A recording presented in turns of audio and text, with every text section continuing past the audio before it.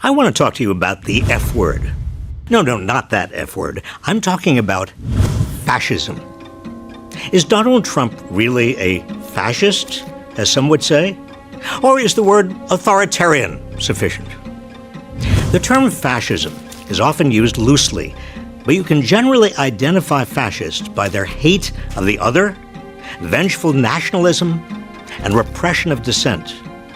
To fight these ideas, we need to be aware of what they are and how they fit together. Let's examine the 5 elements that define fascism and what makes it distinct from and more dangerous than authoritarianism. First, the rejection of democracy in favor of a strongman. Authoritarians believe strong leaders are needed to maintain stability, so they empower strongmen, dictators, or absolute monarchs to maintain social order through the use of force. But fascists view strong leaders as the means of discovering what society needs. They regard the leader as the embodiment of society, the voice of the people. I am your voice. I alone can fix it. Second, stoking rage against cultural elites. Authoritarian movements cannot succeed without at least some buy-in from establishment elites. While fascist movements often seek to co-opt the establishment, they largely depend on fueling resentment and anger against presumed cultural elites for supposedly displacing regular people.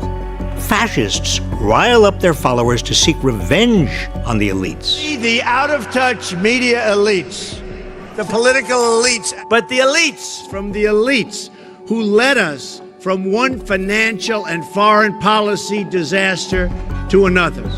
They create mass political parties and demand participation. They encourage violence. You know what they used to do to guys like that when they were in a place like this? They'd be carried out on a stretcher, folks. I'd like to punch him in the face, I'll tell you. Knock the crap out of him, would you? And we fight. We fight like hell. Third, nationalism based on superior race and historic bloodlines. Authoritarians see nationalism as a means of asserting the power of the state. For fascists, the state embodies what is considered a superior group based on race, religion, and historic bloodlines. To fascists, the state is a means of asserting that superiority. When Mexico sends its people, they're not sending their best. They're not sending you. They're not sending you. Fascists worry about disloyalty and replacement by groups that don't share the same race or bloodlines.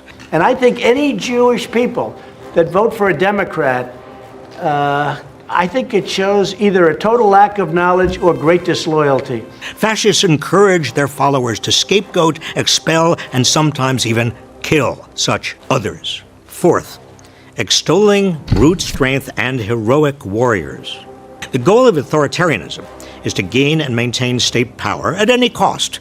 For authoritarians, strength comes in the form of large standing armies that can enforce their rule. They seek power to wield power. Fascists seek state power to achieve their ostensible goal, achieving their vision of society. Fascism accomplishes this by rewarding those who win economically and physically, and denigrating or even exterminating those who lose. Fascism depends on organized bullying, a form of social Darwinism. Our people are tougher and stronger and meaner and smarter. For the fascist, war and violence are means of strengthening society by culling the weak and glorifying heroic warriors. I am your warrior. I am your justice. I am your retribution. I am your retribution. Fifth and finally, disdain of women and LGBTQ+ people. Authoritarianism imposes hierarchies. It's about order. Fascism's idea of order is organized around a particular hierarchy of male dominance. The fascist heroic warrior is male. Women are relegated to subservient roles. In fascism, anything that challenges the traditional heroic male roles of protector, provider, and controller of the family is considered a threat to the social order. Fascism seeks to eliminate homosexuals, non-binary, transgender, and queer people because they are thought to challenge or weaken the heroic male warrior.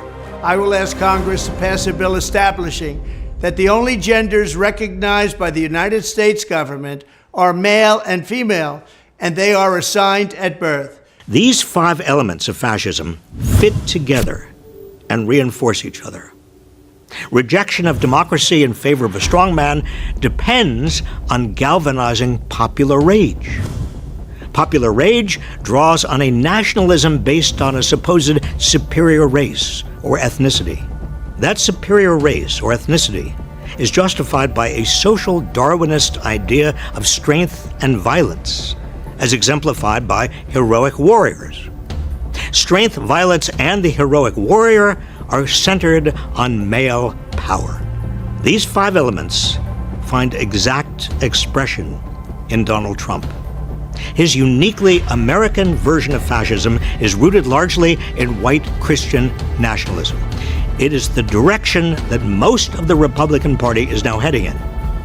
It's not enough to call Trump and those promoting his ideas authoritarians, when what they are really advocating is something far worse: fascism.